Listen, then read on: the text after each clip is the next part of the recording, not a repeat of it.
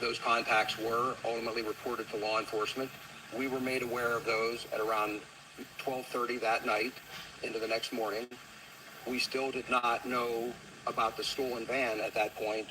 Based on all of the information we gathered from those two contacts, we started looking for the potential for a stolen vehicle using a number of pieces of information. Our investigators were able to conclude what type of a vehicle it might be, and we sought out owners of those vehicles kind of in close proximity to where we were, and with that we identified the owner of the vehicle and they reported it stolen at that time. That all played out until 5 o'clock in the morning. And again, I know we've talked about specific times. I'm just speaking 5 o'clock a.m. memory in the ballpark. Let's believe that while he had the stolen van, he made the contact with the ring camera and another contact. Yes. Okay. Has the government of Brazil sent anyone here to work with law enforcement on the ground in Chester County, or has the government appointed a point person from law enforcement in Brazil to answer your questions on call 24/7? The short answer is there is not a contact from the government of Brazil here. We do have, as a result of the prosecution that was done, the district attorney's office possessed really, I think, the information we needed in terms of his background and experiences, and we've been able to utilize that information. You mentioned the bloodhounds, the German shepherds. We've seen the helicopters. What other tools are being utilized right now today out there? Well, there's a whole array of technology that's being utilized. Again, I'm not going to go into the specifics of that. That puts us at a disadvantage when we explain everything we're doing, what the capabilities of that are. And so what I would tell you is that any available, reasonable resource is being brought to bear from not only the state police, but from the marshals, from the FBI, from the county, from any agency that possesses it. The expertise, the technology, the investigative experiences are all being brought to bear on this. Well, that's where this started. Have there been other weaknesses and potential co-conspirators within the Chester County prison that would have been able to escape because now this investigation is going on? That will, when we finally conclude this investigation, we'll be able to speak more to any co-conspirators or anything. Right now, I'm not prepared to discuss that. We've made no arrests, filed no charges in that, and so it would be premature of us to address anything like that now. Social media, you've been really beat up. I'm sure you've seen the comments yourself. There's hundreds of law enforcement personnel out there. There's dogs, there's drones. And some people are asking, why draw the line at 200? Why not just flood the zone and appeal to as many out-of-state resources as possible and get more people on the ground? Let's stop them from doing. Well, a couple of things. First of all, no, I don't look at the social media comments ever. Secondly, in terms of the number of people, would it satisfy them if I put 1,000? Would it satisfy them if I put 2,000 or 3,000 or 10,000? I suspect that those who criticize without the experience and the knowledge of the specifics in the investigation would not be satisfied regardless of what we did. What I can assure the citizens, the residents of these communities. It's doing this on their end, not our end, folks. Just bear with us. Are that I don't know why it keeps doing this to them. Whoever set this up needs to fix and correct it. What up? He's speaking, but doing everything possible, everything reasonable, and utilizing all available resources. If we needed 1,000 people, we would do it. Somebody mentioned freeing earlier. There were days there I had 1,000 law enforcement officers or more on any given operating period up there. If we needed that, we would have it. I don't have the type of information that I would need to make the best use of all of those people. And to flood an area with unnecessary resources would interfere with people going about their daily lives. And so we're trying to find that balance of being as least intrusive as possible, while at the same time ensuring we've got every single resource we need to successfully conduct this investigation. By the investigation for those earlier home break-ins within the Longwood Garden property, have you been able to confirm whether or not conclusive evidence to suggest that that he was responsible for any one of those burglaries? That's not to say that he couldn't have been. I'm saying I don't have a fingerprint, I don't have DNA to say that he was the person who did the sort Interesting. of break-in. Is the sister's apprehension in any way possible warnings to others who may know him, may have information to help you? I'll let that to others to look at that and draw their own conclusion. What I would say is, if someone is thinking about offering assistance and acts on that, we will take whatever actions are appropriate based on what they've done.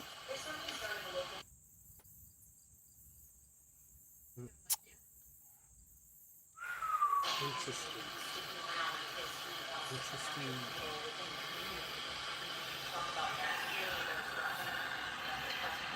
We have no information to suggest that at all. I will that again, without going into a lot of theory of investigation. I believe that his actions show he's desperate. I believe that there was an opportunity to escape. I don't believe there was a lot of planning that went into that, and now he finds himself on the run. I think he is desperate. The fact that he has reached out to people with a very distant past connection tells me he doesn't have a great network of support. So I think he's desperate, and I've characterized him as that all along. And I think the longer we push him, the more resources, the more tools we bring to bear, we will ultimately capture him.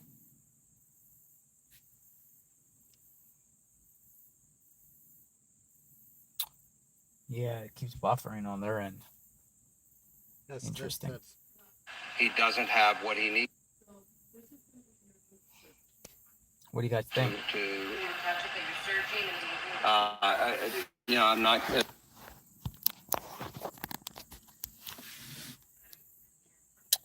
I'm out here at the scene in East I'm Nantmeal not gonna talk Township. specifically about pieces of information that we may have gleaned. What I would say is that what I've already said, and that is that we will continue to search in that area. The fact is, let's suppose for a moment I was to tell you he fled to the east. There's nothing to suggest that 100 yards into the wood he didn't then turn north. And so we will follow. Says this video has ended. This video has ended. That's what it says. The video has ended, folks. So, what do you think? What have you gathered and learned from that press conference? Video has ended. Test. They ended it early. They had technical difficulties, kind of like the reminder of what has been going on with this case. I'm JLR Investigates. I am out in the scene, same location that I've been out at all day. Well, actually, I took a trip over to Phoenixville earlier to the sister's last known address, last two known addresses. Test. No one is there. I knocked on the door. Now, let's go back to what he said. PSP Bivens said in reference to Danelo knocking on that acquaintance trailer at Bonnie Bray, 8 Bonnie Bray. Before this press conference, I went there. I went to the house. And I talked to probably most likely the same person that Danelo was talking to through the ring camera. I went and knocked on the trailer. Like I said before we started this, when we see those images of Danelo at the ring camera images and people were thinking he was holding some beer, like a case of beer, blue, I can confirm with you it is bleach because it is there. It's still there next to the door. I went there and I filmed it and I documented it, and I'll share the video later on today. But I went and I knocked on the door, wanted to see what's up. Dun. Waited, stepped back a minute. Then the ring cam on his trailer began speaking to me. Who are you? I do not want to talk. Get off my property. Okay, no problem. JLR Investigates. All right. Have a great day. No problem. Guy doesn't want me on his property. But it doesn't hurt to ask. Because, there's a possibility he could come out and say what's up or spill the beans, spill the tea, give some juicy details to all of us so we can understand what really happened. He spoke English. He spoke English, where Bivens said, you know, the conversation with the ring that was recorded was in Portuguese. So it was him. It was a male. Test, It was test, a male. test. I can tell it had a Hispanic accent to the guy.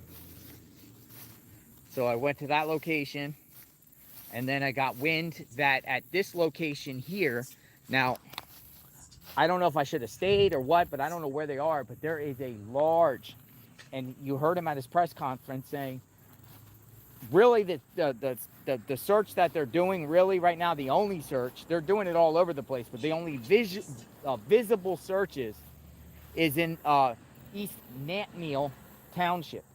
And that's exactly where I am. Right down the street is, right down over the bottom of the hill here is the Methodist Church. And there is a large presence of military law enforcement in fatigues and the K9 units, and they're out and about. They're out and about right now. It's kind of like I guess at one point the news chopper was overhead for the last hour. They have since gone. They're out and about. They're out and about. I would say it was a total of about maybe 15 vehicles, maybe.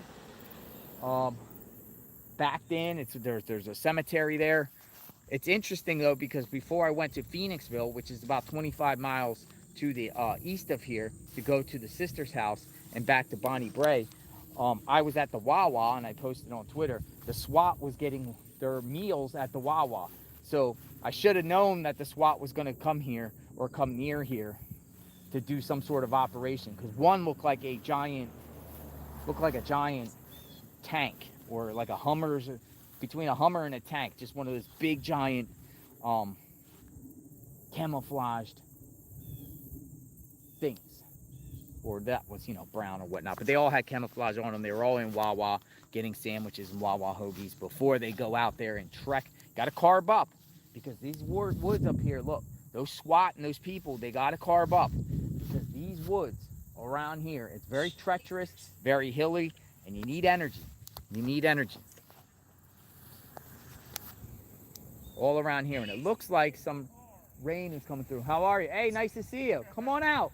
Come on out. Okay, thank you. Yes, thank you. So you know who that is? That is Danelo's roommate right there. That's Franco. His name is Franco. So we're gonna talk to Franco when he comes back over here. He stayed, and Franco's a good dude.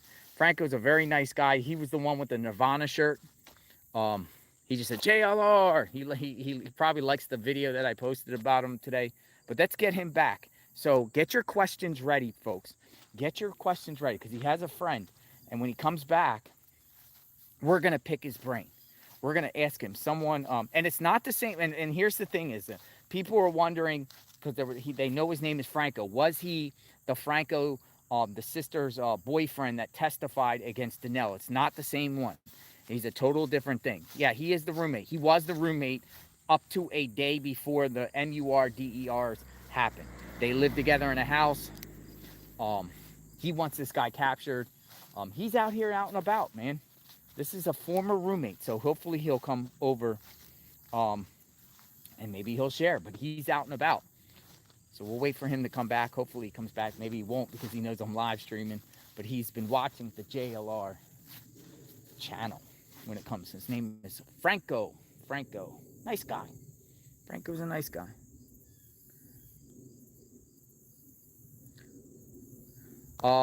Somebody said, JLR, look at the scanner. So what's going on? Where are some searches? Chester Springs Road. Interesting with Chester Springs Road, because that's the direction I came from. As I was coming here from Phoenixville, I went, oh, there goes the Chester County Sheriff right there. As I came here, right, I seen a bunch of troopers going towards Phoenixville, from this locate from west to east. I don't know where they came from, assuming they came from Route 100. So I don't know what's going on over there. I heard that they were looking at a porta potty earlier over there. Is it still going on? Is it still going on? Is the search going on? But look, imagine, that's where his van, right there, that's where his van was left. His van was left right there. So you get out of the van, folks. You're getting out of the van. Where are you going at this point? Or is there an awaiting car that's waiting? And then you ride off into the sunset? He might be coming back. Franco might be coming back with his friend. So let's hope Franco comes back with his friend. I see a truck coming back. We'll see if it's Franco. If Franco comes back. Franco is back. Franco is back. Hi, Franco. Hey, you got a cool truck. Love the truck. You're doing it style. What's going on, guys? How are you? Yeah, I'm live. How are you? Bruce, how are you? Franco said you were coming out. What's the goal? I was watching you. Yeah.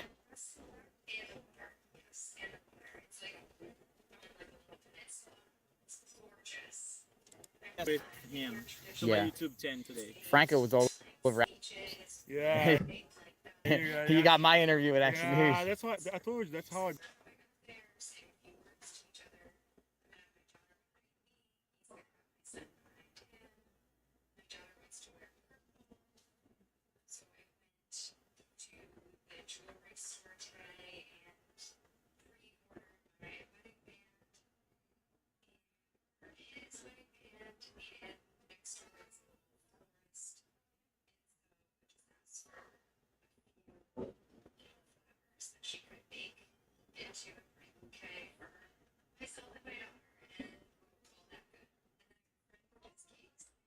She agreed to do just a little tiny cake.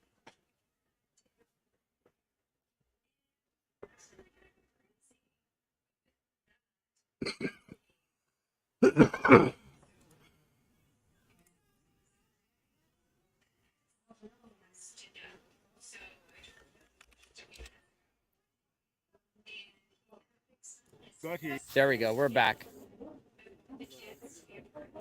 We're back. I thought I lost my stream. So what's the goal today, guys? Like I said, I came here to do an interview for my friend, and Guys. like I said, I came here to do an interview for my friend, and there's not. I don't think there's much we can do here today, to be honest. So he just gave a press conference, PSP, and they were like, their area's here.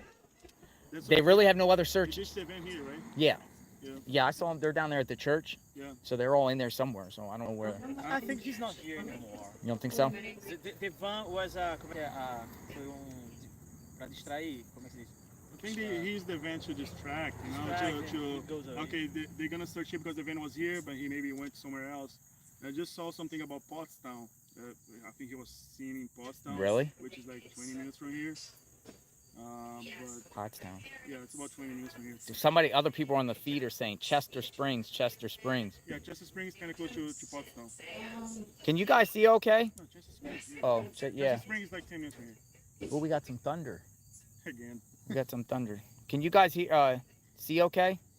Here? Buffering? Can you guys at least hear?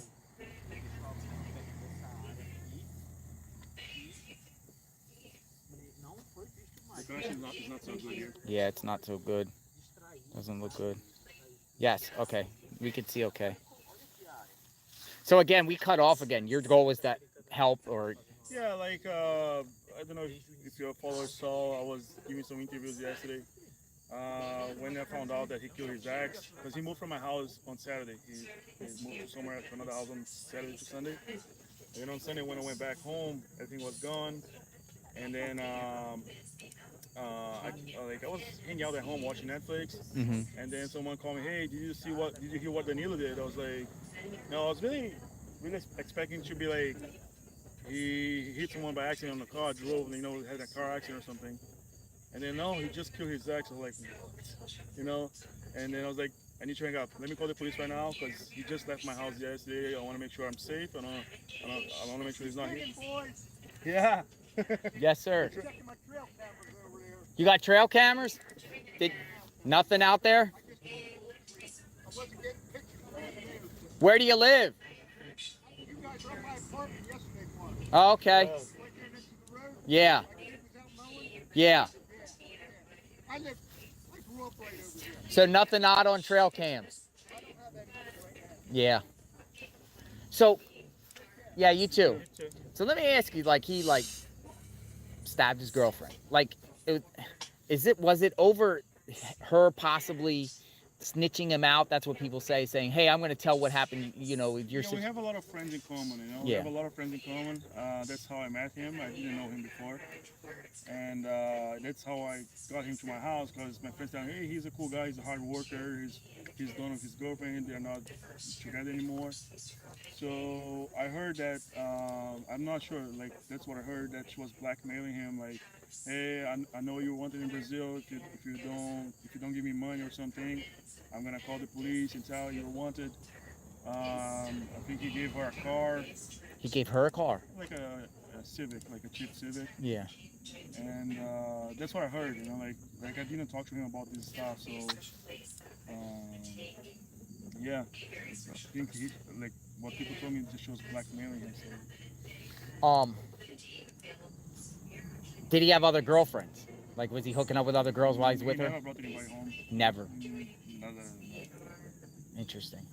He was always, like I was telling on TV, like he was always working. Always working every day. Do you know where construction he worked for? Where? Flooring. He was doing flooring. Flooring. He did flooring. Robin, Like He's a what? short Like, guy, but he's a little strong. well, he's an acrobatic. say it again. Yeah. You know where the flooring? We never talked about that. Yeah. I know he was doing a lot of schools, like He's gonna put a thing with no glass. what's the name? Basketball stuff, like the court. Mhm. He was doing a lot of that. He was not doing much residential, more like commercial and stuff. Cool. What's your guys' goals today? What are you guys gonna do? What? Why not? Tell my friend he has his YouTube channel. Just Yeah, watch out for the whole thing. Maybe he will be popular as you are. You're the popular one. Popular than me. Nah. I We're- could be popular in Brazil, okay, but in the United States, only the Brazilian people. Yeah. Everybody's saying they can hear, but they can't see. We're just at a You're bad bigger location. than sea. So now it's good for you because they can't see. They can hear, but they can. mind. You don't mind What now. I was trying to avoid the answer is like, cause I got my business, I don't want my clients to think that I'm helping. Like, I saw some of your followers comments like, oh, he's probably helping. He seems odd. I have anxiety, Yesterday, today I'm feeling good. I don't know if you can notice the difference. Yeah. Today I'm feeling like more relaxed. Yesterday I was like, this is all new for me. How can I help? I was really anxious. And sometimes when I'm so anxious, my English gets worse. I can't even understand myself. Yeah. If I get that anxious.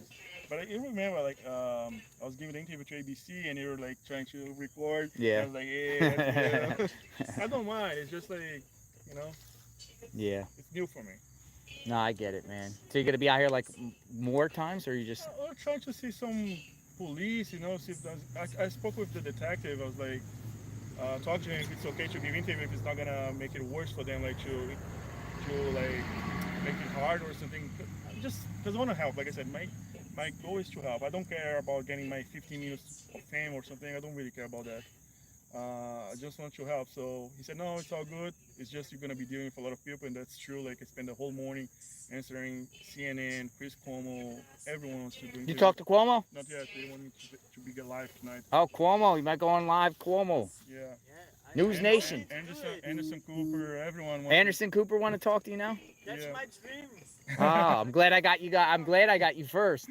I'm glad I got you first. Yeah. So, but that's not really my goal. Like I was saying. Yeah. I don't really care about. I'm not even giving my Instagram to get more followers. I don't want. What is your Instagram? I don't want people to be like bothering there. Yeah. Some people found it, but I don't care. Really, my goal is really to help. So the detective was asking if we need help today to talk in Portuguese. Can we call you? I was like, call me. I'll be there right away. Is that your drone? No. No, there's a drone up there. That's yours, isn't it? No. Look at the Is drone. that the police again? No, there's a drone up in the Yeah, I sky. see it right there. See it? See the drone? The Mavic. We got a drone in the sky. I have mine over here too. I was thinking about recording. Posso gravar os vídeos com o drone se quiser. Aí é uma boa. I think I'm gonna fly my drone, get some Tu videos. sabe, eu não sei mexer. I'll sit around and watch you.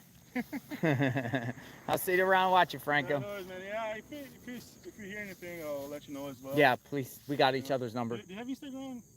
No, but you called me. Do I have your number? I didn't call you back, but I will. You have my You, number, yeah, you right? called it. Yeah, Franco S. Yeah. Frank. Yeah, don't share my stuff. Yeah, yeah. I got it. I got it. So yeah, I'll give you a call. Yeah, And we'll okay, talk. yeah. Thanks, Or guy. if you want, just text me. Like I said, if I hear something, I can Yeah. let you know. Because I know, like, I want to say you're doing a really good job. I appreciate that. I saw you doing everything yesterday. I met you at the Wawa as Yeah. well. Like, you're doing a great job. Yeah, yesterday I was in Virginia. I live in Virginia. I was Oh. watching you on YouTube. Awesome. Where do they sent find you? me, You're gonna have the footage of the stuff. Where do they find you? Because my YouTube channel is in Portuguese. Like we found in the USA, but it's achamos nos States. But in my Instagram it's more easier. Like W Bruce SH. If you put just W Bruce, you're gonna see my beautiful face. Awesome. On Instagram. Just W Bruce, and you can find me. And there's a link on my bio. And I hope you guys have a great day. Awesome. Thank you. Thank you, guys. I appreciate it. Everybody's saying I'm buffering. Everybody's saying I'm buffering. See ya, Frank. See ya, W. Bruce. Guys.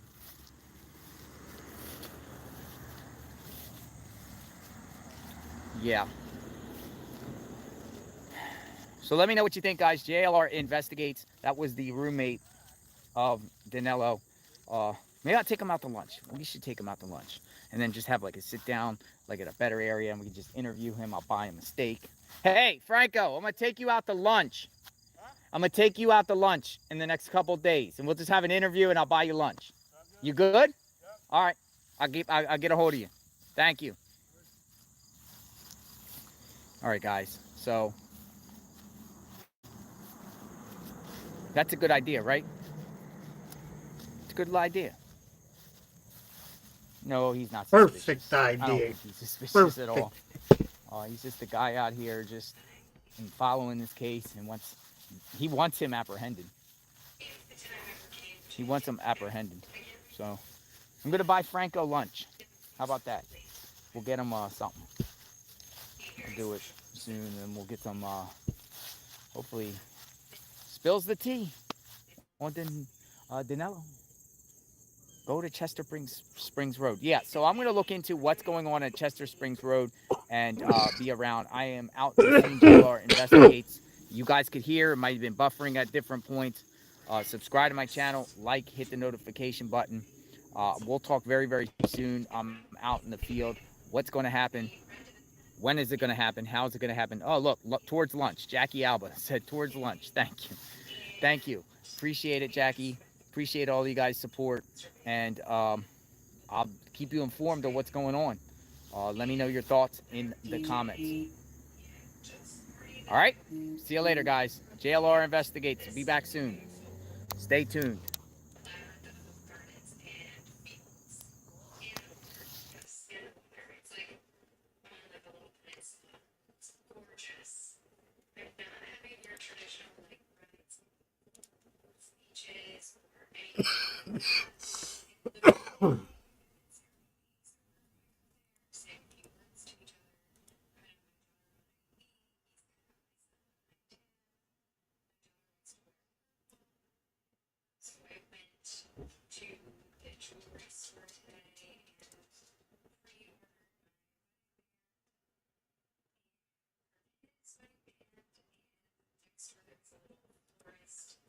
And so I just asked for a few little flowers that she could bake into a pretty bouquet for myself and my daughter, and we'll call that good.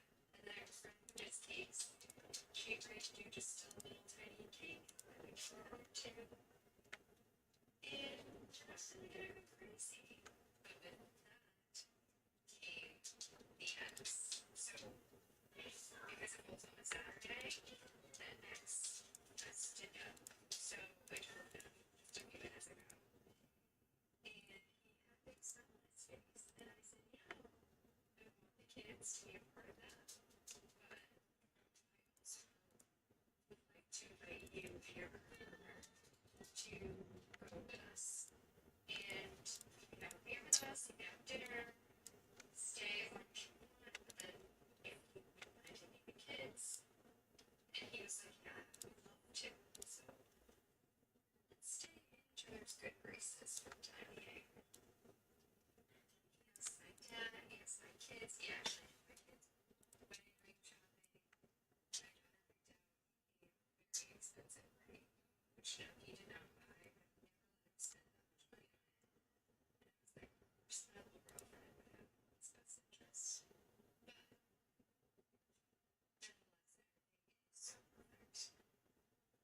has both of my parents. My mom was elated. My dad was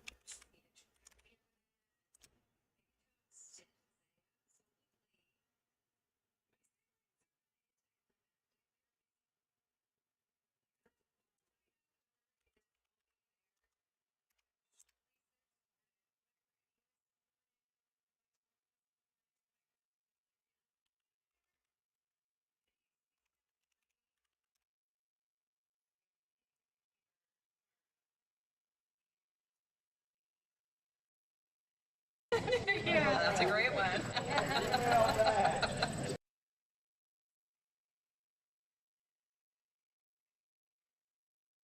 And so one thing that came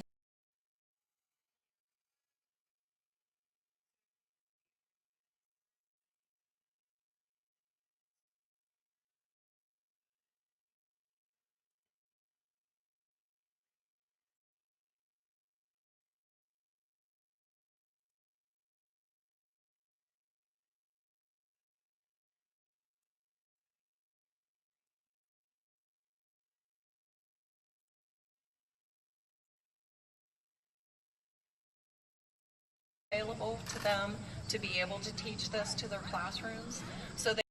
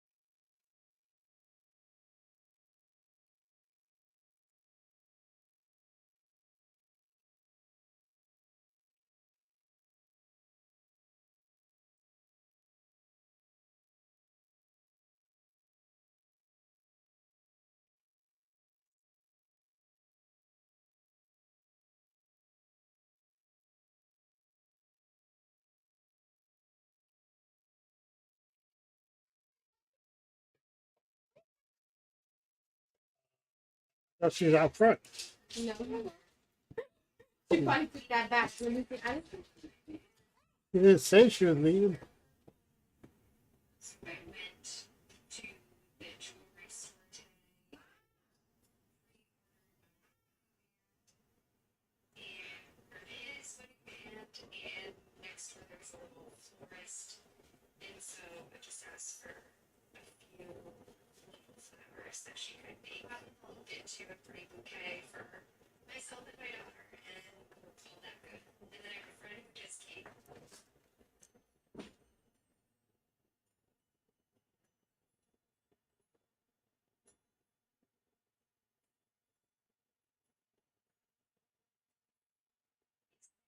She agreed to do just a little tiny cake for the cake too. And we're actually having a pretty see. Well, that came the X. So, because it falls on a Saturday, the X has to know. So,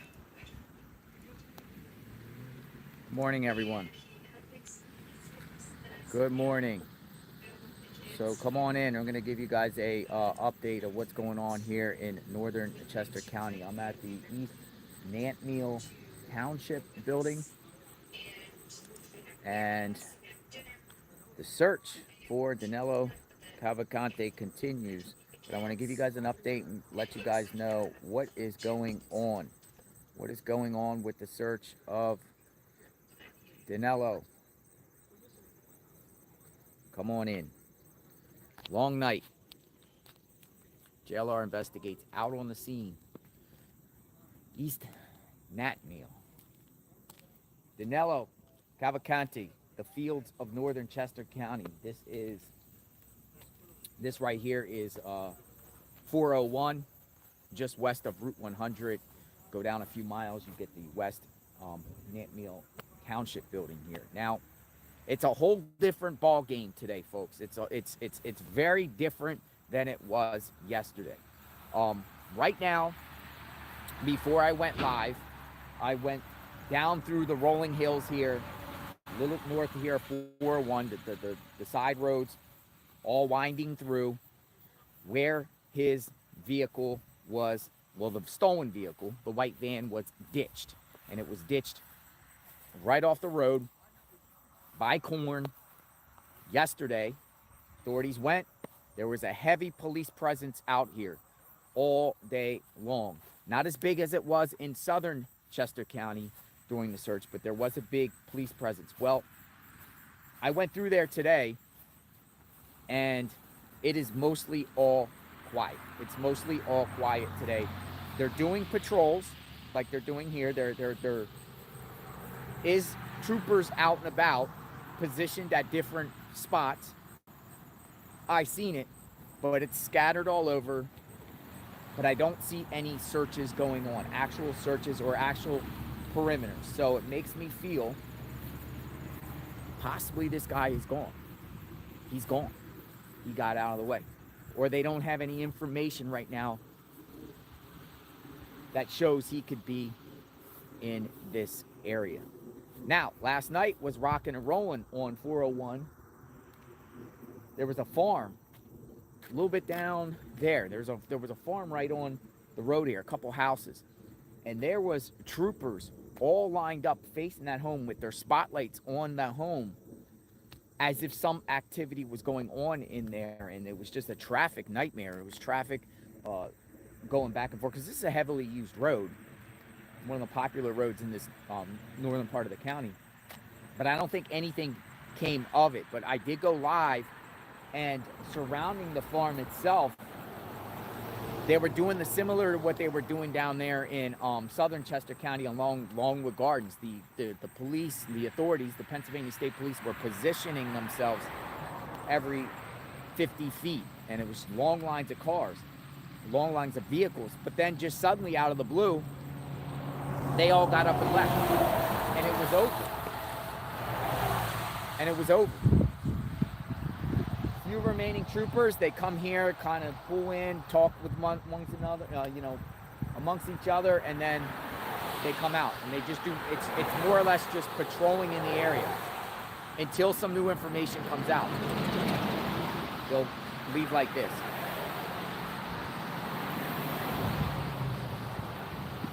Until some new information comes out, I don't know if there is any information.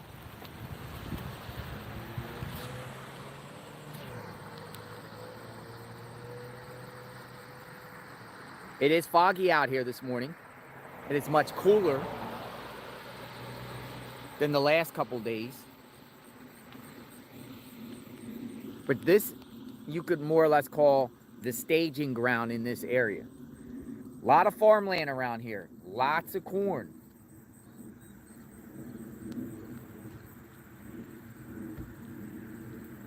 Lots of rolling hills. So, my take on the situation is, if there's no sightings of him today, in this area. I think he's most likely gone. What will happen at that point? Well, I think personally there'll probably be more calls in the area at locations 20, 30 miles away, 15 miles away, where they'll say they'll see a Hispanic walking with a backpack. If those calls come through, I'm pretty much 99% convinced right now it wouldn't be him. It's just these people, because if he's not around here, it's most likely he's in another vehicle and he's gone. I don't see any point of him returning to this area or lingering around this area at all.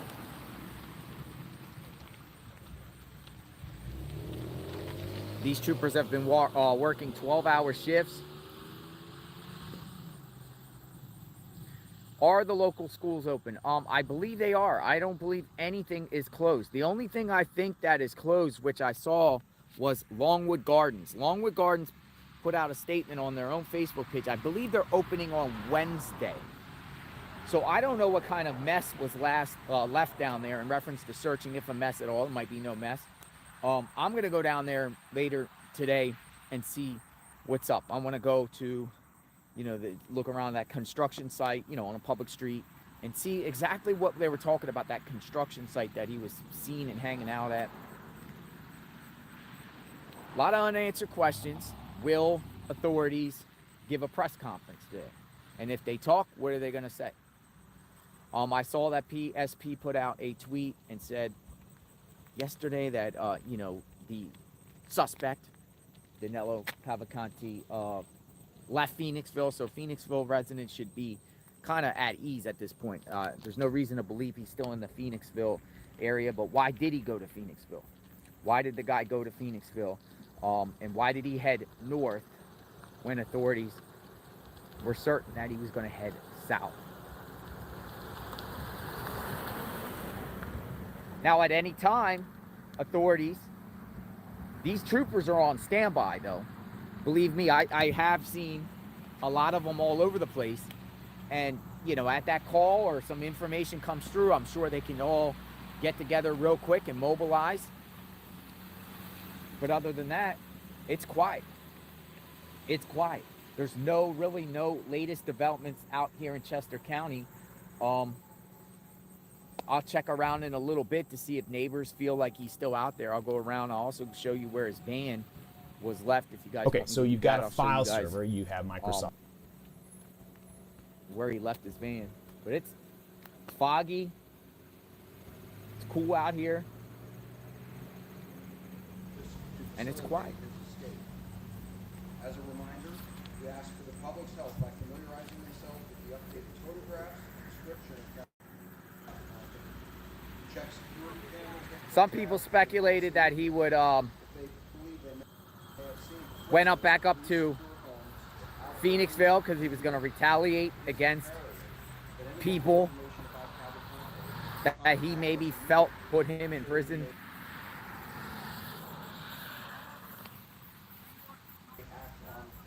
Did he leave again? I think he's possibly gone, folks. Now, if he's gone, here's the thing. Here's what I'm confused about.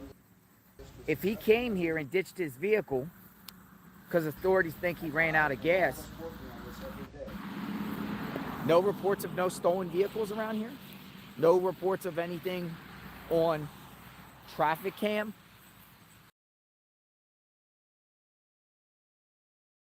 To facilitate his escape. As a reminder, we ask for the public's help by familiarizing themselves with the updated photographs and description of Cavalcante, to check security cameras they have, and to call us immediately if they believe they may have seen him. Residents, please secure homes, outbuildings, and vehicles. It is imperative that anyone with information about Cavalcante contact us immediately so that we may act on anyone with information line at 72987 717-562-2987. I know this is an extremely stressful time for the community. We are doing everything possible to bring this to a successful resolution. I and all of us working on this every day appreciate all of the support that all of you have given. Thank you very much for that support. At this time, we will be happy to take any questions. Lieutenant Colonel, do you have evidence that someone has tried to help him, or is that why you've arrested the sister? The sister, she chose not to assist, and because of being in an overstay status, the deportation procedure. She chose not to assist. Not, you wanted her to help you, she did not. She has not assisted. Do you have any evidence of anybody else who's tried to help him? You just put a warning out there. Do you have people who you know of who did try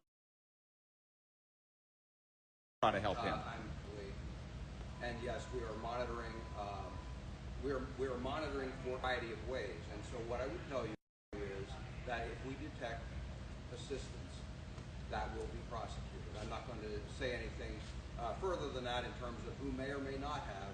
What I'm going to say is, as a warning, the alternative path to try and assist with his safe capture. I want to touch base on the timeline here to make sure that we're correct. So he shows up at these homes 10:30, we think, Saturday night, but yet people in the neighborhood say police weren't making checks until well after 2 o'clock in the morning.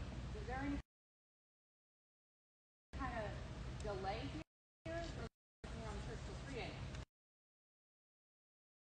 Well after midnight of the site. So 2 hours after he shows up at this house and has a conversation with these people.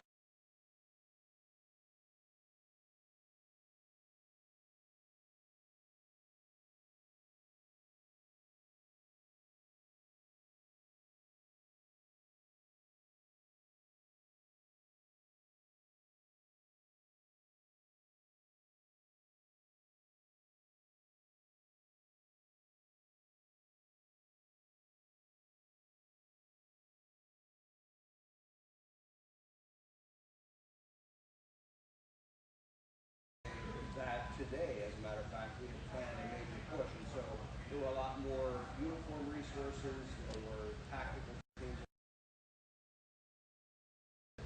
very large other assets that would have been utilized. We have instead resources, certainly not all, with other investigative resources, because as I told you, the investigation has shifted. And so not only the state police, but our federal partners, resources that we believe will be useful going forward. We collectively conduct fugitive investigations every day of the year. And so this one is at a little different scale, but it's the type of investigation each of our agencies works on a very regular basis. And we're now... Lieutenant Colonel, why weren't there assets at these acquaintances' homes, and are you doing that moving forward in this investigation? Well, when you say acquaintances' homes, what I would tell you is that these people had not, to my knowledge, had any contact with Cavalcante for years. So they were not prior work associates, for example, and they had, we would have expected, or that we would have known even to contact. Again. Any thoughts on raising the reward to $50,000 or $100,000 to justice sooner rather than later? Well, no. Again, right now we're announcing that the reward is at $25,000. I do believe that's a lot of money. I'm hard pressed to believe that someone is sitting out there with information saying $25,000 is not enough. I suppose we'll consider things as we go forward, whether that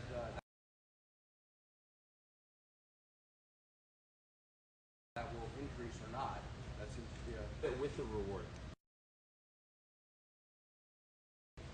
Search tips in order to find out. No. Lieutenant Colonel, there's been a lot of reports or rumors, I should say, that Cavalcante's sister previously was seen near the search perimeter in a U-Haul or some other type of vehicle. Is there any credence to that led to her arrest? No, I've heard those reports. Her arrest was, again, that was a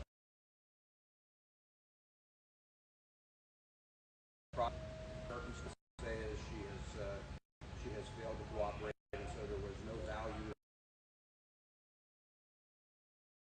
interactions with the sister and acquaintances. What do you know about the resources he may have, cell phone, money, people? And can you kind of divulge what kind of intelligence you gathered in terms of what he has? No, I don't want to talk specifically about what I think he may or may not have or what he's looking for. Those are all pieces of our investigation. But I think it's, again, fair to say what I've said all along, and he needs resources for the long run. And he is... Have you expected? We don't have a defined search area at this point. We are considering and certainly acting on and investigating any piece of information or tip that we receive. And so we follow those pieces of investigation, pieces of information with our investigation. And as we have done right from the very, regardless of described, for example, in East Manville Township, for example, that may have a little more of our focus of some of our resources that are more visible, but again, that certainly is not a limiter at all for everything else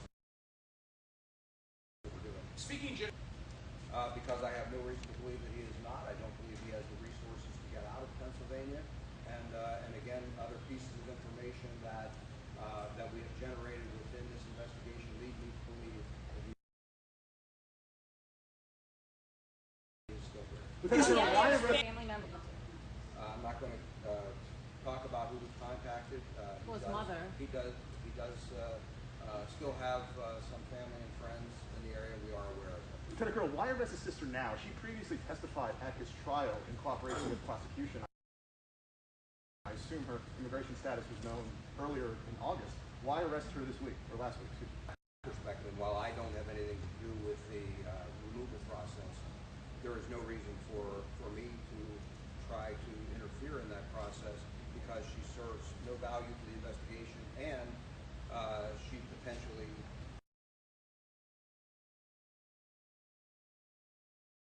could provide a civil not. What led to the activity we saw last work? We continue to receive a significant number of tips, and so again, things that we see some activity as a result of that. We have, and I said there are other things that you won't see that are going on as well. This is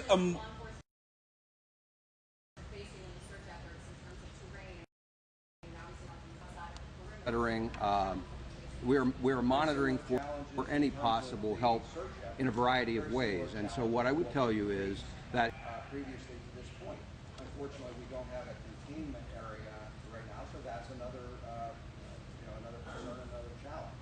But again, we're working through all of that, trying to pull together pieces of information so that we can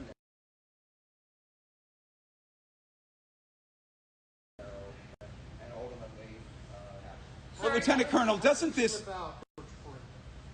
as I said yesterday, I don't have a definitive answer.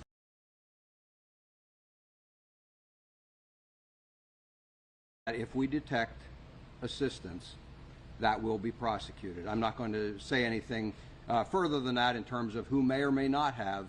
What I'm going to say is, as a warning, you will be prosecuted.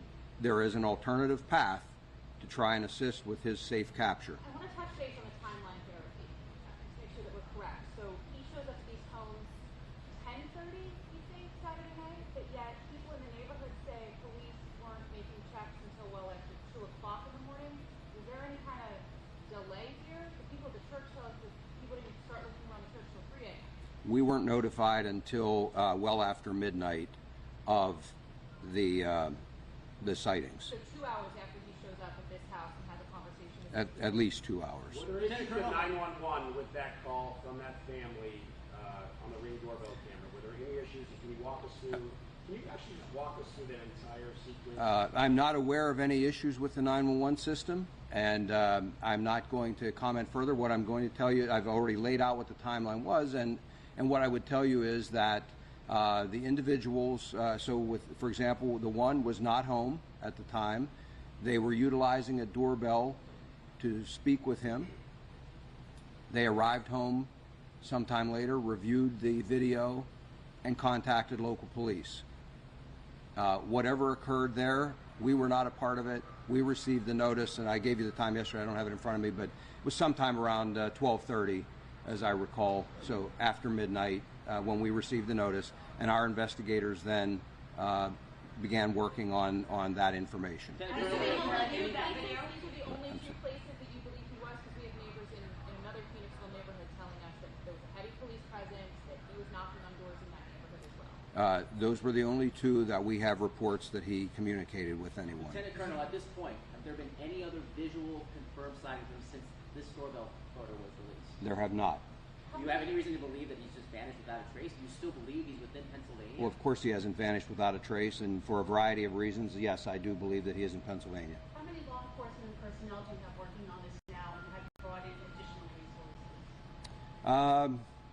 That total right now is still probably hovering around the 300 mark, and yes, we have brought in additional resources, so we're switching some out. I described yesterday that today, as a matter of fact, we had planned a major push, and so there were a lot more uniform resources, there were tactical teams, a very large number of tactical teams, and a lot of other assets that would have been utilized. We have instead replaced some of those resources, certainly not all, with other investigative resources, because as I told you, the investigation has shifted, and so not only the state police but our federal partners as well have brought in additional resources that we believe will be useful going forward. We collectively conduct fugitive investigations every day of the year, and so this one is at a little different scale, but it's the type of investigation each of our agencies works on a very regular basis, and we're now adjusting with the resources we believe we need. Why weren't there assets at these acquaintances' homes before he made this appearance, and are you doing that moving forward in this investigation? Well, when you say acquaintances' homes, what I would tell you is that these people had not, to my knowledge, had any contact with Cavalcante for years, so they were not friends, they were prior work associates, for example, and they were not people that we would have expected or that we would have known even to contact, again, from the distant past. Sir, any thoughts on raising a reward to $50,000 or $100,000 to help bring him to justice sooner rather than later? Well, no, again, right now we're announcing that the reward is at $25,000. I do believe that's a lot of money. I'm hard-pressed to believe that someone is sitting out there with information saying $25,000 is not enough. I suppose we'll consider things as we go forward, whether that will increase or not. But for right now, that seems to be a pretty reasonable amount, I think. So with the reward, with no defined area to search, are you 100% reliant on public tips in order to find it? No. There's been a lot of reports or rumors, I should say, that Cavalcante's sister previously was seen near the search perimeter in a U-Haul or some other type of vehicle. Is there any credence to that led to her arrest? No, I've heard those reports. Her arrest was, again, because she is an overstay. That was a process that would play out for anyone in her same circumstance. And what I would say is she has failed to cooperate, and so there was no value in law enforcement keeping her here at this point. Previously, through the communications with the sister and acquaintances, what do you know about the resources he may have, cell phone, money, food? What is he asking these people? And can you kind of divulge what kind of intelligence you gathered in terms of what... No, I don't want to talk specifically about what I think he may or may not have or what he's looking for. Those are all pieces of our investigation. But I think it's, again, fair to say what I've said all along, and that is he needs additional help, he needs resources for the long run, and he is seeking those. Sir, have you expanded the search to Berks County at all? We don't have a defined search area at this point. We are considering and certainly acting on and investigating any piece of information or tip that we receive. And so we follow those pieces of investigation, pieces of information with our investigation, as we have done right from the very start, regardless of where they are. There are areas that I described, for example, in East Nanton Mill Township, for example, that may have a little more of our focus of some of our resources that are more visible. But again, that certainly is not a limiter at all for everything else that we're doing. Speaking generally, why do you still believe he's in Pennsylvania? Because I have no reason to believe that he is not. I don't believe he has the resources to get out of Pennsylvania. And again, other pieces of information that we have generated within this investigation lead me to believe that he is still here. Why arrest him for now? Sorry. Does he have any other family members here that Who we've contacted, he does still have some family and friends in the area, and we are aware of those. Lieutenant Colonel, why arrest his sister now? She previously testified at his trial in cooperation with prosecution. I assume her immigration status was known earlier in August. Why arrest her this week or last week? From my perspective, and while I don't have anything to do with the removal process, there is no reason for me to try to interfere in that process because she serves no value to the investigation and she potentially could provide assistance. And I'm not confident that she would not in the future if we let her out there. Can you talk about what led to the activity we saw last night? You said since the doorbell camera there weren't any confirmed sightings. Could you expand on that a little bit? We continue to receive a significant number of tips, and so again we will follow up on all of those. We have things that we are doing proactively, and so you may see some activity as a result of that. We have, and I said there are other things that may not be so obvious that you won't see that are going on as well. What kind of challenges is law enforcement facing in the search efforts in terms of terrain? I mean, obviously it's a very rural area, and you spoke about yesterday how he was able to manage his way outside of the perimeter. So what kind of challenges are we facing as you're heading? Very similar challenges in terms of the search efforts, very similar challenges to what we have faced previously to this point. Unfortunately, we don't have a containment area right now, so that's another, another concern and another challenge. But again, we're working through all of that, trying to pull together pieces of information so that we can narrow and a search area, and ultimately use those tools to be able to capture him. How did he slip out of the previous search warrant? As I said yesterday, I don't have a definitive answer on that. I have my theories of how that happened. I have those theories because I'm aware of the weaknesses that were in there. I explained yesterday that no perimeter is 100% secure. It's not a wall. It doesn't have a ceiling. It doesn't have all of the things that you might normally use if you're trying to contain someone. We use the human element. We use technology. And so forth to be able to try and secure the perimeter as best we can.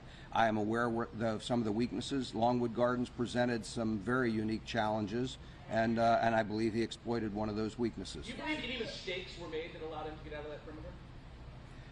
I don't know that I would characterize it as a mistake. As I said, again, without knowing specifically what happened, what I would tell you is that I had concerns. I knew that there were weaknesses in that perimeter. It was a very strong perimeter as far as perimeters go, but there are always weaknesses, and that place posed some very unique challenges.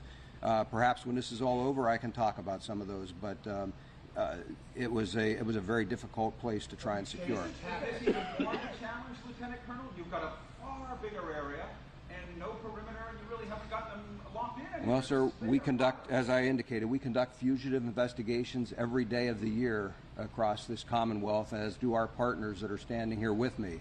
Each one of them poses a challenge. We are most often very successful in those. Most don't lead to a protracted search like this.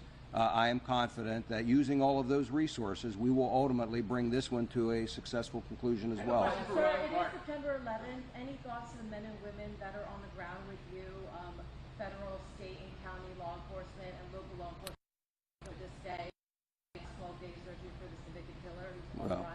Certainly today is a day of remembrance, and our thoughts and prayers go out to the victims of 9/11.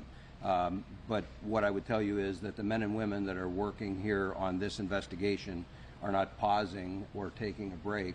They are actively working and doing their jobs because that's what people expect them to do. Question for Rob Clark, as far as how the marshals are now investigating. You mentioned before this was like a game of tactical game, cat and mouse. What changes now for your guys that are out there looking for him? That's a good question. So in the beginning, we were prepping here for the short game.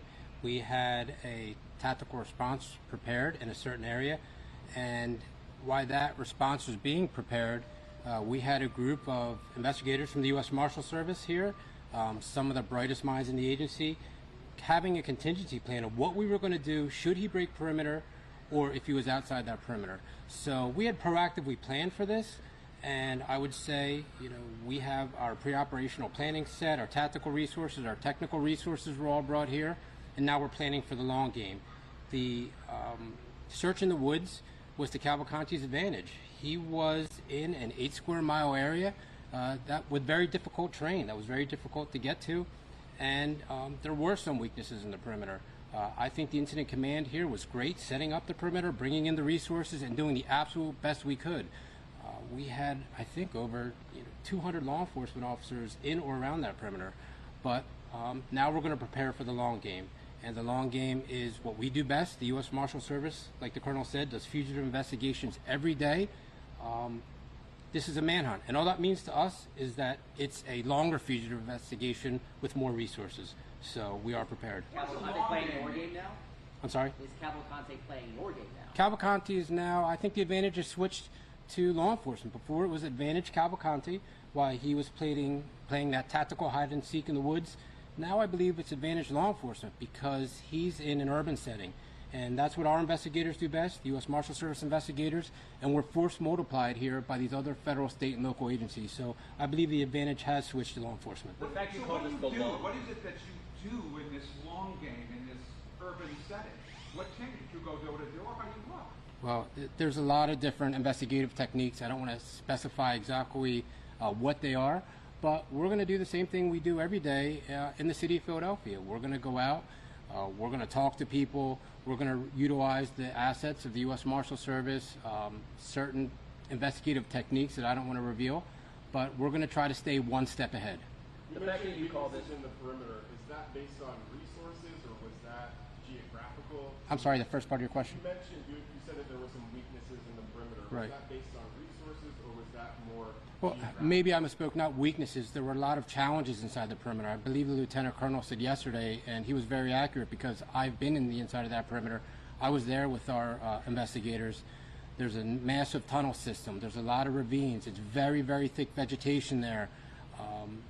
It was a very, very difficult environment to maintain.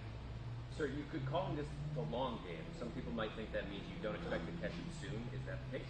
No, I mean, we expect to catch him as soon as possible, but we're not going to put all our ducks in a row and say, hey, we're going to have him by this Thursday. We're going to plan for a long investigation because we don't want to get caught planning for an immediate arrest and then we're not prepared later down the line. Sir, given that he's very close to potentially French Creek Park, another vast area, are you also concentrating more solely on nature where he was successfully able to hide in the southern Chester County area versus, where 202 and other routes, there's cameras everywhere, and that would be a way easier to find him in lieu of a cell phone or a debit card. Do you think he's in the woods right now still? Is that his advantage? Like the Colonel said, we're investigating that area in East Nantmeal. Until something suggests he's not in that area, we're going to continue to investigate there. I'd reiterate the message from the Colonel to the public. Please be vigilant in the areas that we're searching. Make sure your doors are locked. Make sure your car keys are secured in your residence. Report anything suspicious to law enforcement. And if you have tips, call them in because we'd like to investigate 100 bad tips rather than miss that one good tip that's not called in.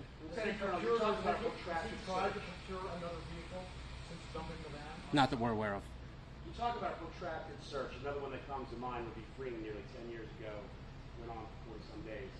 What are some of the similarities and differences between these two searches? That's a question probably better for the Colonel. Well, what I would tell you is every search has its challenges. Some of the similarities, large search area, very difficult to know exactly where he was. And I would tell you that almost 9 years ago to the day, some of you all were standing with me in that area. What makes us think we can catch him? He's a trained survivalist, and I would add that he had already shot 2 troopers at that point, and so it added another. Some of those same challenges, some of those lessons learned from freeing have made us better as an agency. and we've taken those lessons and we adapt those here. There have been a number of searches between Freen and now. And again, we learn something from each one of those. We'll learn things from this search. In the end, collectively with our partners, we will be successful and we will capture him. Colonel Evans, I know that you have been continuing to say that you believe he's in Pennsylvania. Do you have any reason to believe that he's still in Chester County? Again, without information to the contrary, yes, I believe he's in Chester County. But with that said, we always consider other options. You know, the marshal just said that we've had plans all along, and he's exactly right. We collectively have been discussing right from the very beginning, what if, what if, what if. It's, you know, when we can bring this group of experts that we've assembled here together, it makes for an amazing team. There are a lot of good ideas, a lot of planning for contingencies, and a lot of great resources that are put to work out there in the field every day. We're trying to use the talents of all of those people and make this a successful operation. Lieutenant Colonel, we've seen a lot of reports of citizens arming themselves, sort of driving around the perimeter, expressing an interest in helping. Have you received any complaints or even made any arrests of people inappropriately walking through the perimeter or otherwise behaving inappropriately? We have not made any arrests. We have received calls from others about some of those citizens. We've investigated again. We have not made any arrests. And I would ask again that people consider not doing that. They're interfering in our investigation of potentially drawing resources away from the task at hand. We don't want an unfortunate incident to cause anyone to get hurt. Otherwise behaving inappropriately? Contingencies and a lot of great resources that are put to work out there in the field every day. We're trying to use the talents of all of those people and make this a successful operation. Lieutenant Colonel, we've seen a lot of reports of citizens arming themselves, sort of driving around the perimeter, expressing an interest in helping. Have you received any complaints or even made any arrests of people inappropriately walking through the perimeter or otherwise behaving inappropriately? We have not made any arrests. We have received calls from others about some of those citizens. We've investigated again. We have not made any arrests. And I would ask again that people consider not doing that. They're interfering in our investigation of potentially drawing resources away from the task at hand. We don't want an unfortunate incident to cause anyone to get hurt. Do you tell your folks that they should now assume that because of his contact in different places that he's armed, that he's obviously dangerous from his history, but now he's likely to have gotten a weapon somewhere? We obviously have always treated him as being dangerous, and we have always treated him as potentially being armed. He's been carrying a pack. There's no way to know exactly what's in that pack or what he obtained early on in this investigation and search.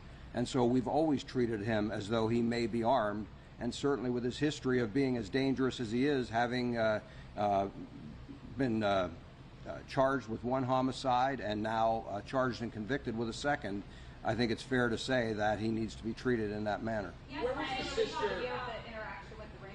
I'm sorry? Do you plan to release the ring camera interaction anytime soon for us to review? I've not made a decision on that. I will tell you that it's in Portuguese, so it's not something that's easily reviewed anyway. It needs to be completely translated. We have done that for investigative purposes, but again, as I said yesterday, for me the focus was on getting these photographs out. They really are the thing that provides value, and you know, before we release full videos along with audio, we want to make sure that there's no impact on the investigation. Yesterday you talked about a full sweep happening and doubling manpower and things of that nature.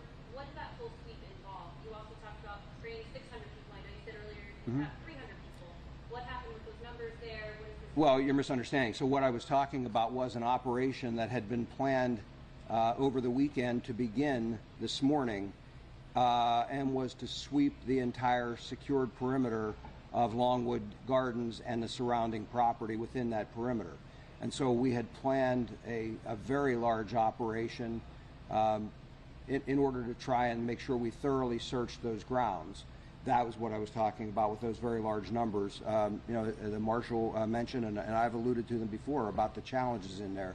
It is a unique place to search, and really takes a lot of resources. You know, when some of those sightings occurred in there, we had skilled tactical teams in there from multiple agencies. And even then, it was problematic to try and capture him or to find him again once a brief sighting occurred. The cover is that dense, and just a multitude of places to hide. Do people living in that area still need to be on guard? You in Kennett Square, do they still need to be checking their surveillance and locking their doors? Or are you afraid he's going to go back to Longwood Gardens? I'm not afraid. What I am suggesting is that people should be vigilant. And I can't say that only people within some 1 square mile area someplace should be the only ones to be vigilant. As we saw, someone near the perimeter had a problem and left their vehicle unsecured with keys in it. That posed a problem. And so what I'm asking is that anyone, certainly in a very, you know, it's a good practice anytime. They shouldn't be leaving their keys in the car. I'm just asking people to double down and be especially vigilant and make sure that they aren't doing things like that, particularly now when we're involved in this manhunt. You said you had no containment area. Can you be specific? You don't have a containment area like you did previously near Longwood? Yes. Can you specifically, just more specifics on that, and talk about your new tactics, like what new tactics? So when I said there's no specific containment area, you saw at Longwood and in some other areas around here a very specific border that was formed by law enforcement so that we could search within that border. What I'm saying is that I have not formed a similar border, a physical presence to contain an area. We are, however, still conducting searches without identifying and securing a very specific area. We're conducting searches of some large areas of ground using some of those same tactical teams and other resources. On the sister, which agency initially picked her up? Where was she initially picked up? And just to clarify, you said if police, you're concerned that she may help. Did she attempt to help him prior to being picked up? I'm not going to discuss what she did with regard to helping him or not. What I would tell you is that she is in the custody of federal authorities, ICE, and we have no involvement in that, and so I don't have a lot of other information. But you guys did not pick her up initially and then pass her off to us? You know, I don't know specifically how that played out. I just know that there was a discussion and an agreement here that that proceeding could take place. I don't know who worked with ICE to get that done. The sister to try to communicate with them, get to them? Well, again, I'm not going to talk specific tactics. We will use all available tools, and we are seeking the cooperation of any and everyone in order to bring this to a safe, successful resolution. You shared that doorbell message you just said. What was he asking for specifically in regards to support? What I'm going to say is, generally speaking, he was focused in that message about trying to meet with these individuals. As I said, they were not home. And so he was trying to arrange a meeting and to make sure that that would occur without anyone else present. There were some other discussions that I'm not going to go into, but that was really the biggest focus. Was he was trying to make contact and he was trying to solicit help. Did he mention what location he wanted to meet at? There was not a specific location identified. There were a couple of places talked about, but ultimately there was no agreement to meet. Sir, in terms of canine support, we've seen some wonderful German Shepherd officers. Have you brought in bloodhounds? We have. We have utilized a variety of canine types, and again, I rely on the expertise of our various canine officers to tell me what it is they need and what other resources they need, and we've acted on that as needed. Do you have any idea why he was heading from Phoenixville area to East Mansfield Township and what his next move could be? We have some theories about why that occurred, but again, until he's captured and interviewed, we won't know that for sure. Senator, what was the tone of that message? Did it seem urgent? Did he seem confident? Did he seem arrogant? That one photo that everyone looks at seems like there's a smirk on his face. Can you give us a sense of what that message sounded like? I would characterize it as urgent but friendly. It was someone he clearly had not spoken to in some period of time, and so there was a reacquaintance and an effort to get assistance. Did the sister work as a housekeeper in this area or any of the areas that you're searching? I don't know. So there's been a little confusion on the doorbell camera. So he arrives, he speaks into it. Yes. Do the people whose home that is, do they have a conversation with him? Is it just he leaves a message in the Ring camera? They have a conversation with him. They spoke back to him? Yes, sir. Can you tell us what they said to him? Well, again, I characterize it generally as a reacquaintance and a discussion about trying to meet and to get some assistance. And then they didn't tell you about it until several hours after that? It was reported to the local police, and then the local police investigated, and ultimately what I'm saying is I was not a part of that, but there was a couple of hour period of time there before we became aware of it. I talked to the people in that house. I talked to a family member of the people in that house. They say that they reported their conversation to police immediately. Is that true? And what explains that delay? Is that the local I have no reason to doubt their account. I'm simply reporting to you the pieces that I have control or have knowledge of, and that is that we did not receive that information until about 12:30 that night. What steps the police department took to investigate that, whether there was, and I'm only speculating now, whether there was an issue or a concern because it was not in English, it was in Portuguese. I have not personally spoken to the officers. I know our investigators have. What I can tell you is that period of time lapsed before we became involved and became aware. It's clear that he reached out to a former coworker. Have you made a list of other people he's worked with or had relationships with in order to contact them since the sister's not cooperating? Certainly, any possible associates, family members, all of that are part of our ongoing investigation.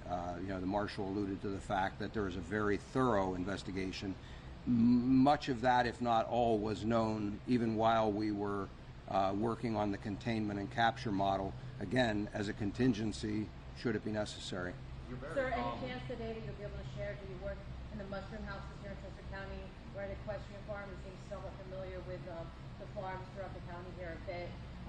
Any insight you can share in terms of where he was working in Chester County? I've read pretty significant history on him, but I'm not prepared today to stand here and talk to you about all that work history. He's been here for some time. He does have some varied experience, but again, I'm not prepared to. You're very calm when you talk about the delay between when your investigators learned about it. You talk about cooperation and the need for cooperation. It's got to be frustrating to hear that he was reported almost immediately, but then wasn't. Well, as I've indicated, I don't know the circumstances of why that wasn't reported. Our investigators have looked into it. There was certainly, we're not looking at did somebody engage in misconduct or anything like that. And so those are the circumstances we're faced with. And so the best I can do is what I've done all along, and that is to ask whether it's law enforcement, whether it's the public, or any other agency that might come in contact with anyone that would and it would possess some information. Please get that information to us very quickly. That's the best we can do. We need people to cooperate, and that's what we're asking for. Can you do a quick recap of the timeline? You escaped, they realized 2 hours later, the stolen van, the sighting on the ring. Can you do a quick timeline? Well, I don't have a timeline as far as he escaped. What we know is that that at some point that evening, that van was parked late afternoon, 4:30, 4:45 was the last time that the owner saw that vehicle. What I can tell you is that we know that at some point that night, we now know, and again, without the times here in front of me, at 9-something and around 10 o'clock or so, 2 different contacts occurred in East Pikeland and in Phoenixville. Those contacts were ultimately reported to law enforcement. We were made aware of those at around 12:30 that night into the next morning. We still did not know about the stolen van at that point. Based on all of the information we gathered from those 2 contacts, we started looking for the potential for a stolen vehicle using a number of pieces of information. Our investigators were able to conclude what type of a vehicle it might be, and we sought out owners of those vehicles kind of in close proximity to where we were, and with that we identified the owner of the vehicle and they reported it stolen at that time. And so that all played out until 5 o'clock in the morning roughly, and again, I know we've talked about specific times, I'm just speaking from memory in the ballpark. So it's believed that while he had the stolen van, he made the contact with the ring camera and another contact? Yes.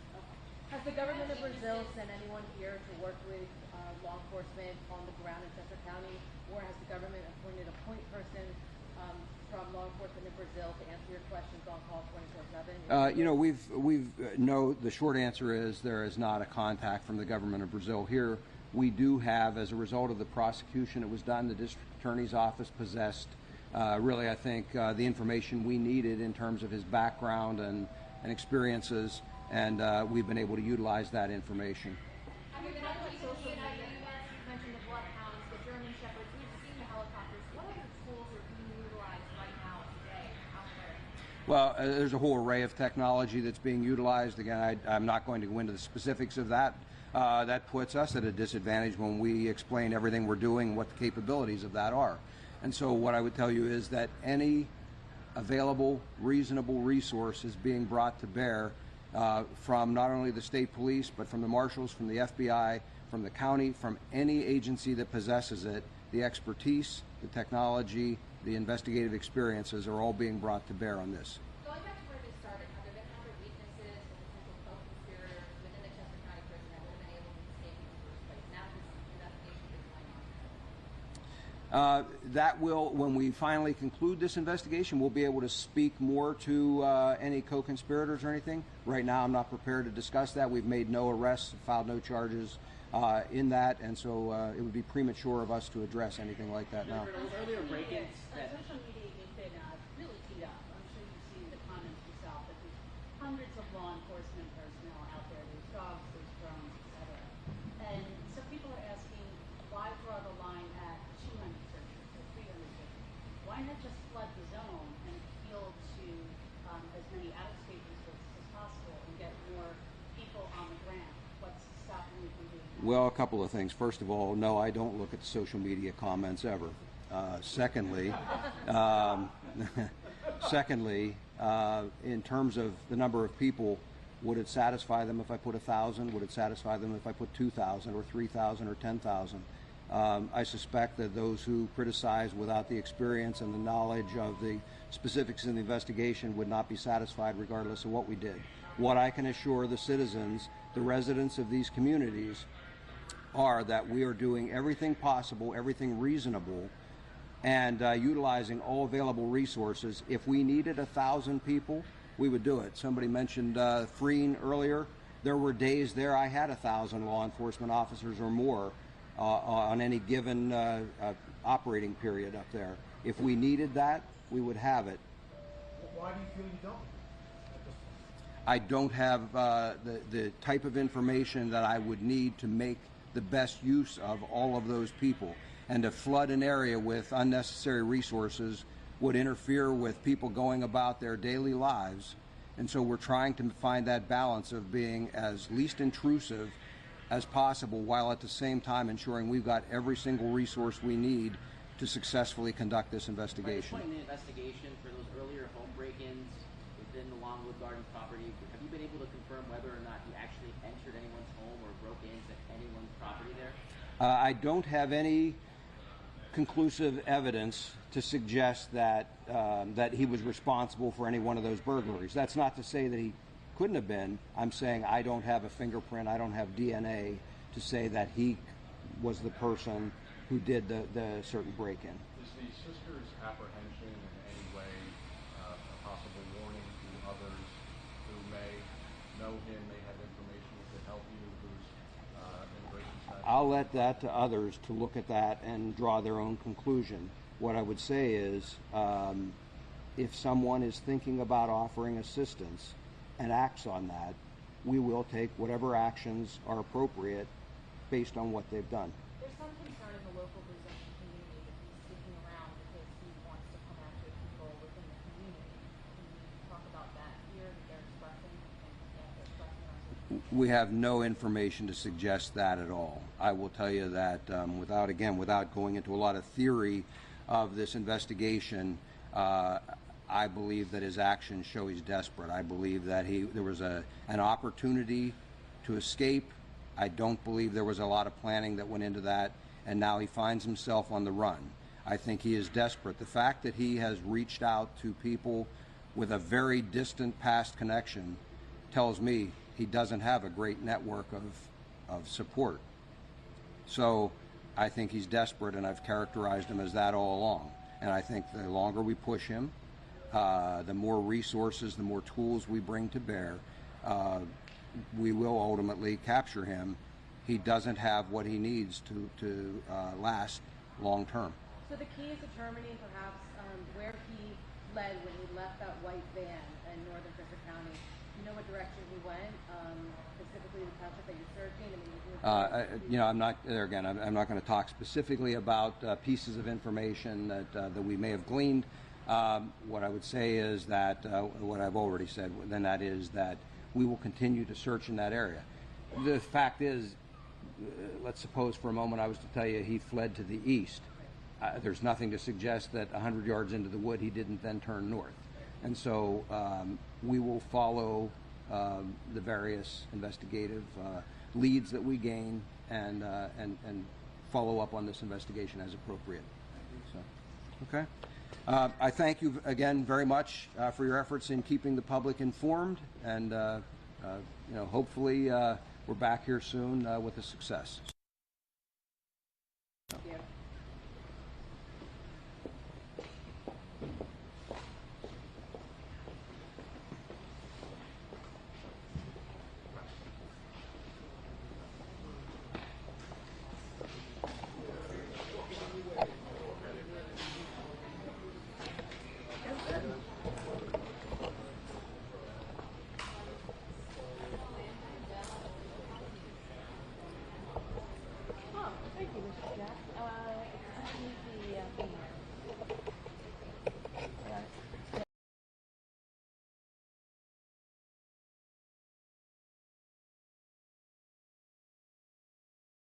I look crazy, babe.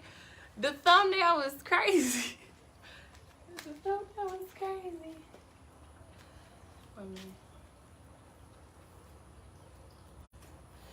What it do, everybody? What it do? What it do? Okay, wait a minute. Who phone is who? Okay. My phone, your phone. Oh, okay, okay.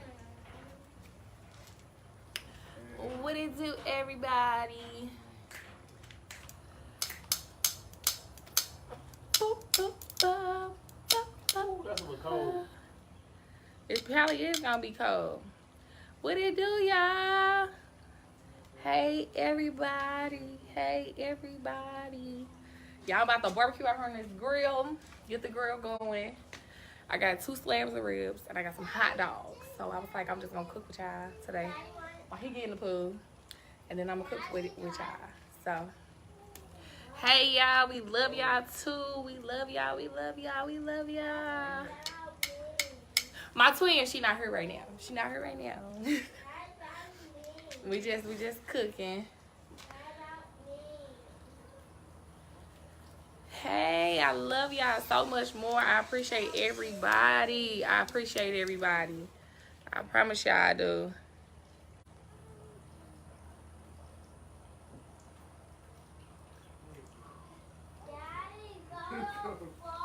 It's much love to everybody. I got 2 phones going, y'all, so I'm trying to do 2 things at one time, but I appreciate everybody. Thank y'all for tuning in with me. We're gonna go ahead and get ready to get this barbecue going, because I got 2 slabs of ribs. I'm not really doing too much, but I got 2 slabs of ribs, y'all, and then I got some hot dogs, because the kids love barbecue hot dogs. So I got some ribs, which I got 2 slabs, so one of them is for like me and him, and then the rest of them for the kids.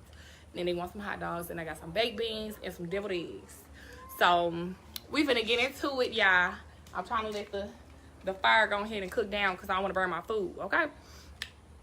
So let's get it. No, we actually not. We not doing anything. Just chilling, like just enjoying our you know, just enjoying. What's today? Wednesday, Tuesday, Wednesday. We enjoying Wednesday. Happy Wednesday. So let's go ahead and get into me putting these ribs on the grill. Let's go ahead. Okay. Let's go.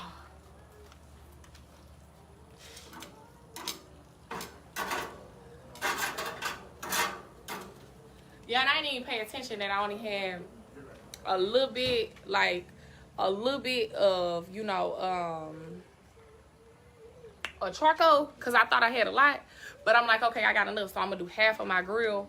So I'm gonna do one half just for the food, and then the other half, you know, just to like baste and da da da da da. But I got enough to do this, so let's get it. Let's go. I appreciate everybody. I appreciate y'all. I appreciate all of y'all. Everybody, I appreciate y'all from the bottom of my heart. So let me go ahead and get this meat. Well, my coals is almost white, so I'm gonna let it cook down a little bit more because I just want to make sure, you know, that they good. What kind of hot dogs you making? I want to say they beef hot dogs. They the Frank, so they beef hot dogs. I want to grill now. Man, when I say I love barbecuing, like this is like when I actually learned how to barbecue instead of like not knowing how to barbecue, like this is my favorite. This is what I love to do. I love to barbecue. Like this is definitely my favorite. I appreciate it. I appreciate y'all. Oh, let me see. Okay. Yeah, babe, I gotta cook this down first. I thought you should jump in. That's what I thought you was gonna do. Boy, that water's so cold. And you finna jump in there.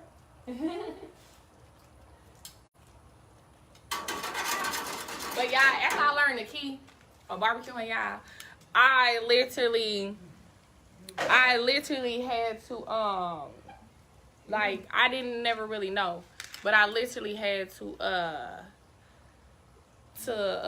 be sitting here like let the coals cook down so they gray. That's what I had to do. Like that's what I didn't know at first. I used to just put it on there, the fire flaming, and I'm like, oh, the water, my food burning, and in reality.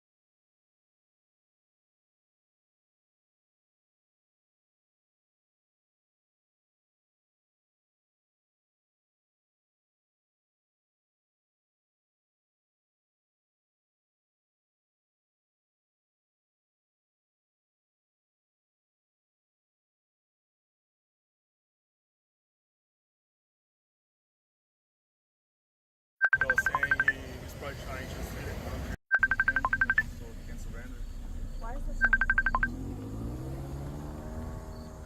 I just went to because so I can sleep, I can go live my normal life. Everybody can feel safe again. And yeah, he has to pay for what he did. Definitely. To know that this is now going on the 11th day, police really thought they had him yesterday. To know he escapes and is outside of that perimeter. and now the search continues and it's even a wider space. So I mean, what's going through your mind about that?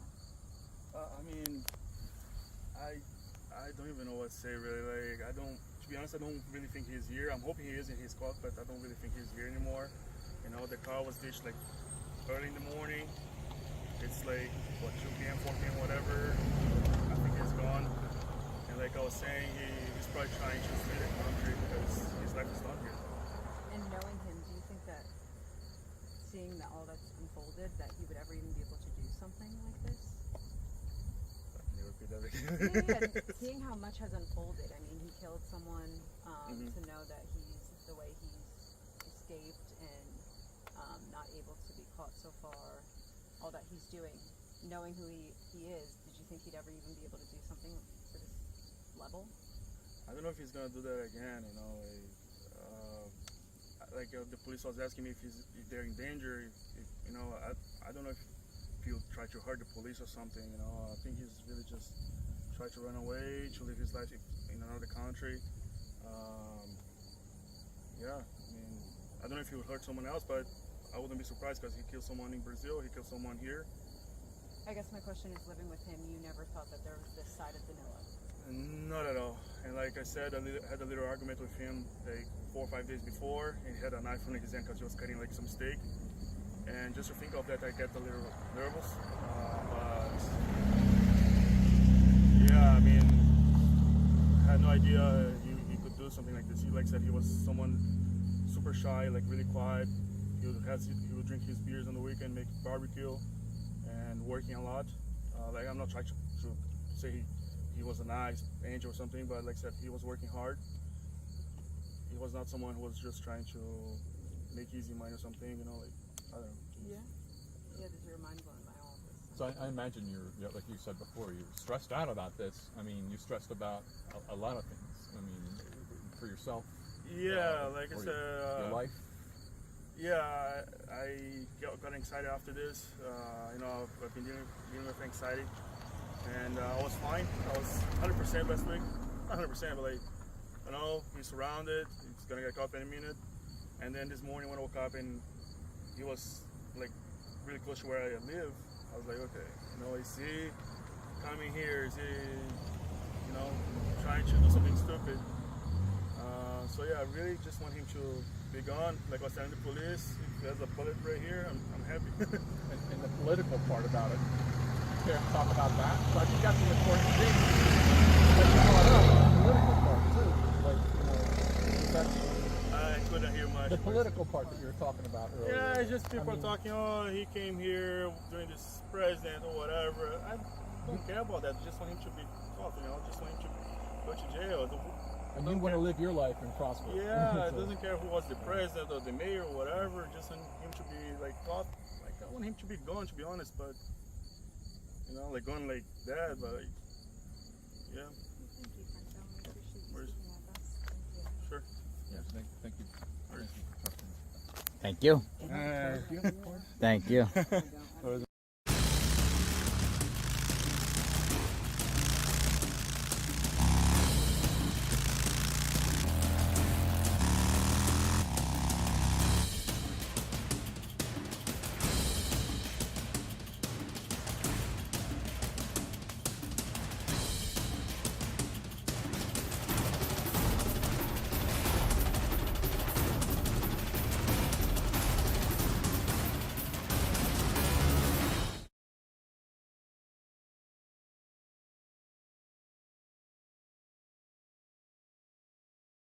I'm going to show you how to quickly and easily make really cool animated social videos for your feed with Adobe Express. I want to start with a template that's already made so I can just add in my own elements. I'm going to do this one for my recent trip to LA. All I'm really going to do is edit and animate this text, add in a new video clip, pop in a little audio track to add some vibes. You can resize the video for any social platform with one click, and that's it. All of these features are free and available on the desktop version, so log into Adobe Express and try them for yourself.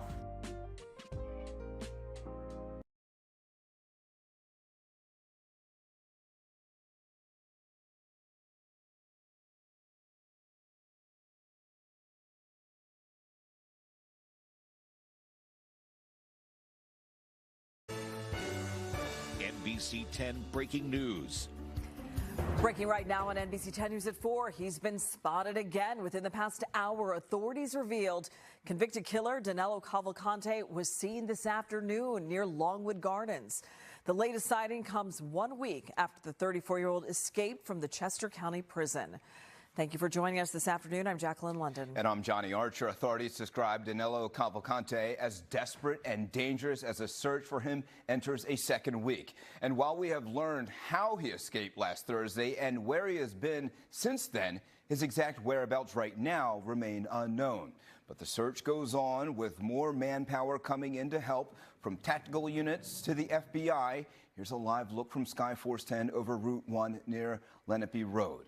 And we have live team coverage this afternoon. NBC 10's Tim Furlong has been out in neighborhoods where local, state, and federal agencies have been searching all day. But we begin with Deanna Durante, live in Westchester, where authorities just gave an update. Deanna, what's the latest? Well, the lieutenant colonel of the state police who's heading up this search says he was always under the impression that Danelo Cavalcante is a dangerous man convicted of murder here in the States and wanted for murder in Brazil. But he also suspects that the convicted killer is getting more desperate. They do believe that today's sighting is not far from where he was spotted by a trail camera on the Longwood Gardens property. This property not the place where ticketed visitors go in to visit the gardens. Rather, it is a place, another piece of property owned by Longwood Gardens. Police say they are keeping the search perimeter with the exception of allowing 2 elementary schools to open. Those schools, however, do have a large police presence on the campus. That current search area where federal, state, local officers, tactical units, dogs, and a lot of electronic equipment, they are focusing on an 8 to 10 mile range, as we were told, near Longwood Gardens. And again, we are told that some of these tactical officers have come in not just from this region, but across the country. So an individual reported that that he had seen someone matching that description, and he provided us a location that he had seen them running through that area, and so searchers have gone to that area. We're using people on foot. We have horses out there as well that are assisting with the search, tactical teams, and of course the aviation assets that you mentioned. Now, police say at this point they cannot prove if Cavalcante has broken into any homes, cars, businesses, but they do say clearly he has gotten himself some supplies there. They do not want him to get any more. They want him to remain in that search area. They want to be able to catch up with him. That's why knowing what he looks like, paying attention to your property, reporting anything if it appears missing is important. Investigators still asking for the help of the people in this region. If you see him, call them. That's the latest reporting live in Westchester. Deanna Durante, NBC 10 News. All right, Deanna, thank you for that latest report from investigators. And search crews have now been out for the 8th straight day trying to track down Danelo Cavalcante and get him back behind bars. Skyforce 10 was overhead earlier this afternoon as authorities searched this wooded area. NBC 10's Tim Furlong is live in Chelmsford with the latest on that. Tim.